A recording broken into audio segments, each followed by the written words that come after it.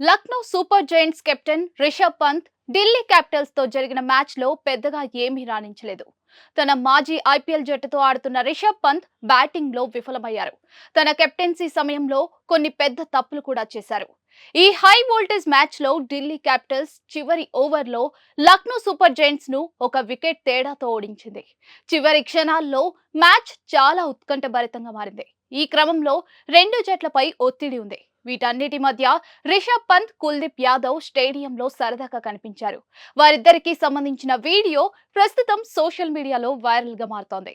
అందులో రిషబ్ పంత్ కుల్దీప్ ను క్రీజులో నుంచి తోస్తున్నట్లుగా కనిపిస్తోంది. లక్నో తరఫున రవి బిష్ణోయ్ 18వ ఓవర్ వేస్తూ ఉన్నారు.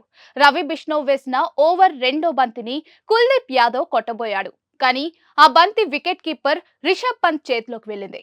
అతను స్టంప్స్ పైకి కొట్టడానికి ప్రయత్నించాడు. కానీ కుల్దీప్ క్రీజులోనే ఉన్నాడు. ఆ తర్వాత రిషబ్ పంత్ సరదాగా కుల్దీప్ ను క్రీజు నుంచి బయటకు నెట్టేసి వికెట్స్ పై ఉన్న బెయిల్స్ కింద పడేశాడు. ఇద్దరి మధ్య జరిగిన ఈ ఫన్నీ సంఘటన సోషల్ మీడియాలో వైరల్ అవుతోంది. లక్నో సూపర్ జైంట్స్ తో జరిగిన ఈ మ్యాచ్ లో టాస్ గెలిచిన ఢిల్లీ క్యాపిటల్స్ మొదట బౌలింగ్ ఎంచుకుంది. నికోలస్ పూరన్ 75, మిచెల్ మార్ష్ 72 చెలరేగి ఆడటంతో లక్నో సూపర్ జైంట్స్ జట్టు ఢిల్లీ క్యాపిటల్స్ కు 210 పరుగుల లక్ష్యాన్ని నిర్దేశించింది. అనంతరం లక్ష్య ఛేదనకు దిగిన ఢిల్లీ జట్టు మొదట్లో తడబడింది. కానీ ఈ ఉత్కంఠభరిత పోరులో చివరకు ఢిల్లీ మ్యాచ్ గెలిచింది. చివరి ఓవర్లో అశుతోష్ శర్మ 66 సిక్సర్ బాదటంతో 3 బంతులు మిగిలి ఉండగానే ఢిల్లీ విజయం సాధించింది.